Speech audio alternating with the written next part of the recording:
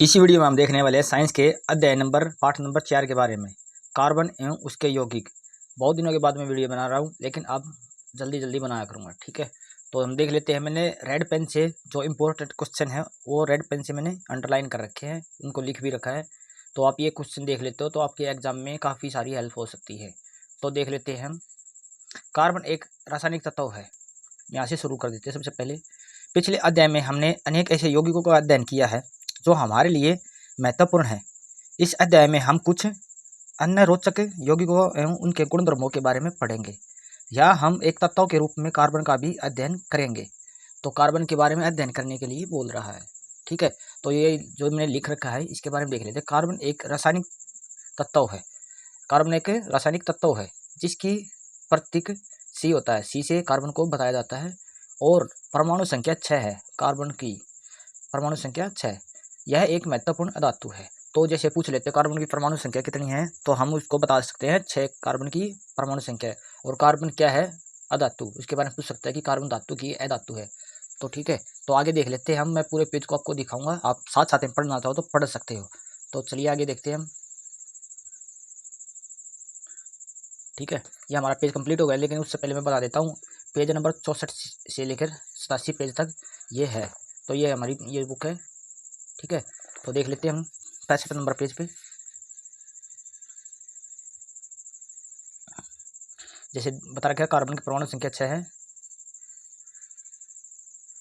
Carbon के सबसे बाहरी कोश में 4 इलेक्ट्रॉन होते हैं।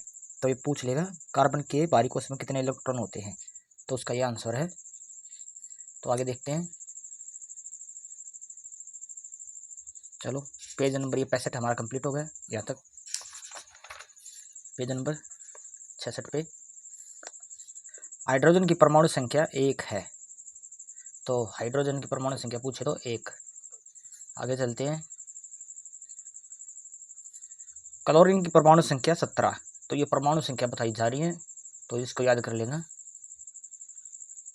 ऑक्सीजन की परमाणु संख्या 8 है। तो पूछ रहे कितनी परमाणु संख्या है ऑक्सीजन की, तो 8। नाइट्रोजन की परमाणु संख्या 7 है। तो परमाणु संख्या के बारे में इसके बारे में है, आप ये साथ साथ में पढ़ लेना, आपको जो जरूरी पढ़ना हो बुक में। अमोनिया के अणु का सूत्र NH3 है। तो अमोनिया के अणु का सूत्र पूछे तो NH3। ओके, चलो। मीथेन का सूत्र है CH4। तो आगे देखते हैं हम। कार्बन के अपरूप हीरा एवं ग्रेफाइटा दोनों ही कार्बन के परमाणुओं से बने हैं। हीरा और ग्रेफाइटा दोनों ही कार्बन के परमाणु से बने हैं। ग्रेफाइटा की संरचना में षटकोणीय मतलब 6 कोणीय तल एवं दूसरे के ऊपर व्यवस्थित होते हैं। तो देखते हैं हम ग्रेफाइटा और हीरे की संरचना कैसी होती है। जैसे ही ग्रेफाइटा के बारे में बताया गया, ग्रेफाइटा की संरचना मतलब कैसे बना है। तो ये 6 होती हैं, ऐसे 1 2 3 4 5 6। तो ये 6 कोण से बन के मिल के बना, जैसे ये 6 हो गए और ये 6 हो गए, इस प्रकार से ये 6 हो गए। तो ये ग्रेफाइटा इस प्रकार से बनता है। और हीरे की संरचना देखो, हीरे की संरचना ऐसे है, ऐसे ऐसे बनते हुए है, ठीक है। लेकिन कार्बन के बने हुए दोनों इन दोनों विभिन्न संरचनाओं के कारण हीरा एवं ग्रेफाइटा के भौतिक गुणधर्म अत्यंत विभिन्न होते हैं, जबकि उनके रासायनिक गुणधर्म एक समान होते हैं। तो भौतिक होता है जो बाहरी सतह होती है, जैसे दूर से हम देखते हैं उसको छूते हैं तो उसे भौतिक कहते हैं। रासायनिक गुणधर्म उसमें कि जैसे कुछ क्रिया करके देखते हैं, किसी केमिकल में डाल के देखते हैं या कुछ और रिएक्शन करके देखते हैं, तो रासायनिक गुणधर्म है एक समान होते हैं, रासायनिक गुणधर्म एक समान होते हैं। हीरा अब तक का सर्वाधिक कठोर पदार्थ है। जी क्या क्वेश्चन बन जाता है कि सबसे ज़्यादा कठोर पदार्थ कौन सा है, तो हम हीरा बता देते हैं, ठीक है। हीरा अब तक का सबसे ज़्यादा कठोर पदार्थ है। तो पेज नंबर 68 पे हम आ गए हैं। शुद्ध कार्बन को अत्यधिक उच्च दाब एवं ताप पर उपचारित करके हीरा को संश्लेषित किया जा सकता है।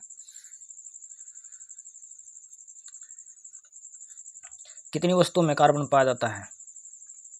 हम सभी भी कार्बन के यौगिक से बने हैं। तो कार्बन के यौगिक से कार्बन बता रखा बहुत सारी वस्तुओं में पाता है, लगभग सभी वस्तुओं में। तो हम भी कार्बन के बने हुए हैं। तो इस प्रकार से बता रखा है। आगे देखते हैं। क्योंकि कार्बन की संयोजकता 4 है, कार्बन की संयोजकता 4 है। Oxygen, hydrogen, nitrogen, sulphur, chlorine तथा अनेक अन्य तत्वों के साथ कार्बन के यौगिक बनते हैं। आगे देखते हैं हम, पेज नंबर 69 हो जाता है ये। कार्बन में हाइड्रोजन से बनने वाला अन्य यौगिक एथेन है। इसको याद कर लेना, बिल्कुल आप सीधे डायरेक्ट याद कर लोगे तब भी आपका हो जाता है, नहीं तो आपको पूरा पाठ पढ़ने में काफ़ी मेहनत लग जाती है। ये मेन क्वेश्चन पढ़ लेते हैं ना पढ़ाई का, यही कारण एक सबसे बड़ा एक अच्छी बात है कि हमें पूरा तो पढ़ना चाहिए, लेकिन जो मेन है उनको सबसे ज़्यादा जरूरी रखते हुए याद करना चाहिए।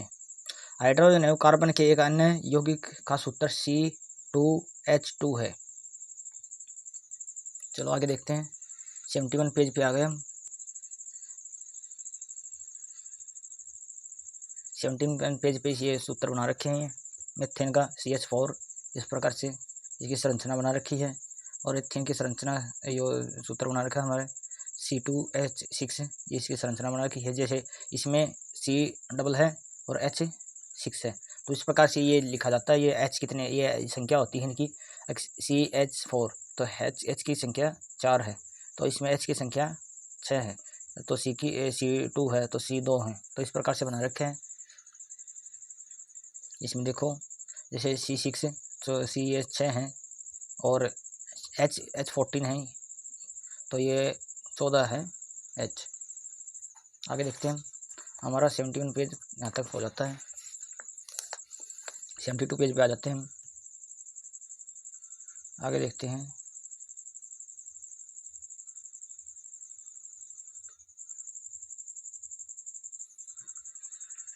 आगे और 73 पेज पे आ गए हम। देखो, यौगिक की ऐसी श्रृंखला जिसमें कार्बन श्रृंखला में उपस्थित हाइड्रोजन को एक ही प्रकार का प्रयागात्मक समूह प्रतिस्थापित करता है, उसे समजातीय श्रेणी कहते हैं। तो समजातीय श्रेणी के बारे में पूछे तो समजातीय श्रेणी क्या होती है, समजातीय श्रेणी क्या होती है, तो उसके बारे में क्वेश्चन आप लाइन याद कर लेना। आगे चलते हैं,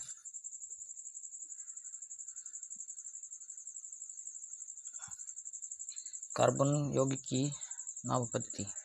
आगे देखते हैं, ये हमारा 75 पेज हो गया। आगे देखते हैं, ये देखते हैं हम,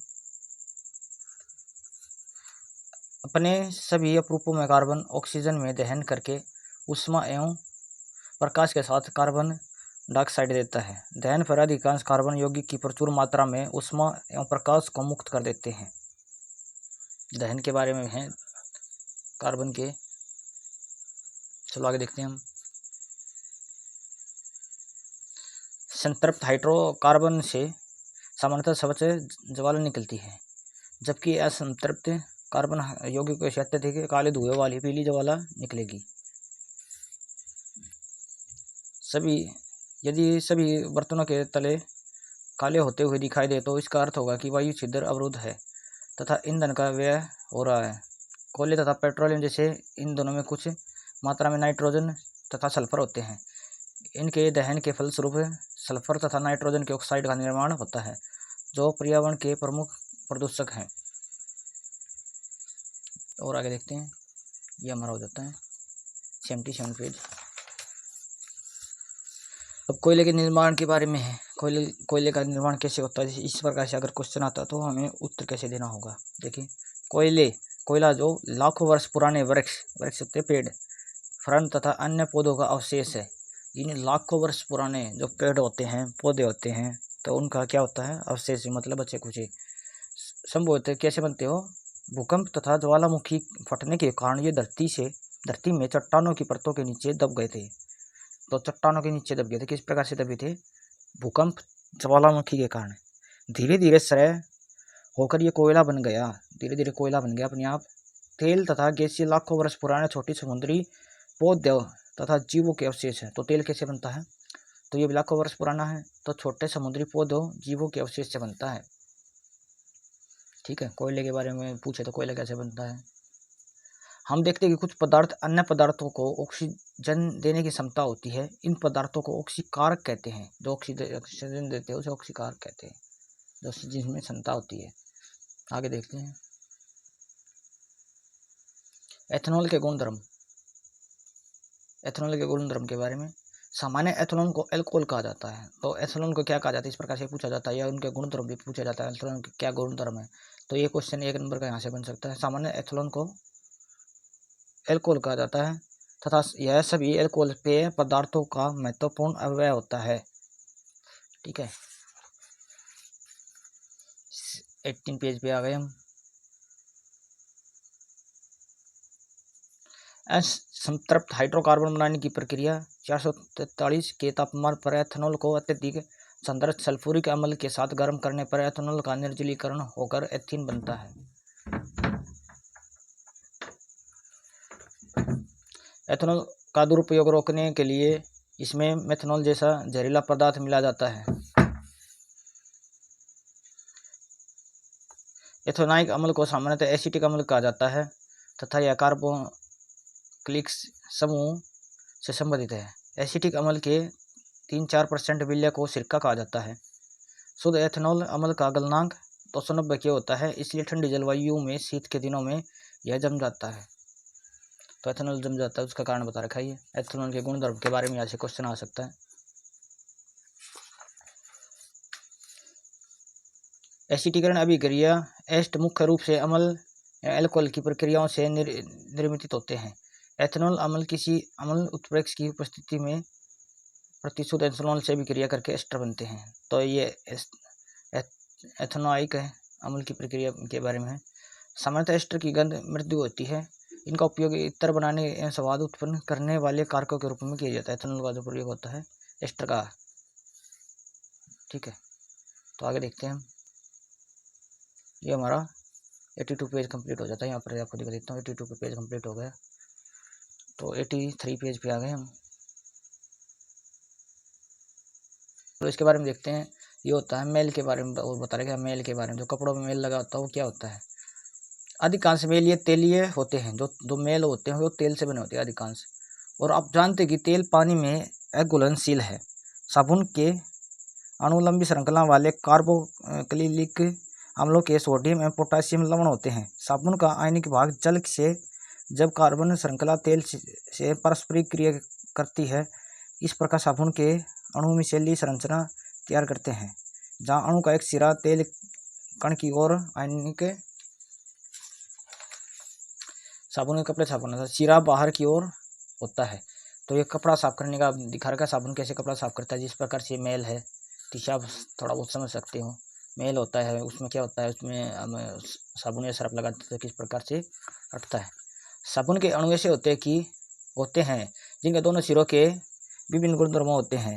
जल में विलय एक सिरे को जलरागी कहते हैं तथा हाइड्रोकार्बन में विलय दूसरे सिरे को जलविरागी कहते हैं। जब साबुन जल की सतह पर होता है तो इसके अणु अपने को इस प्रकार व्यवस्थित कर लेते हैं कि इसका आयनिक सिरा जल के अंदर होता है।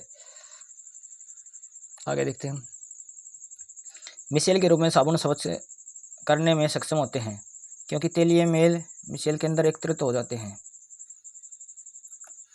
नेक्स्ट देखते हैं आशुत जल और कठोर जल। अलग अलग परखनी हुई 10 ml आशुत जल।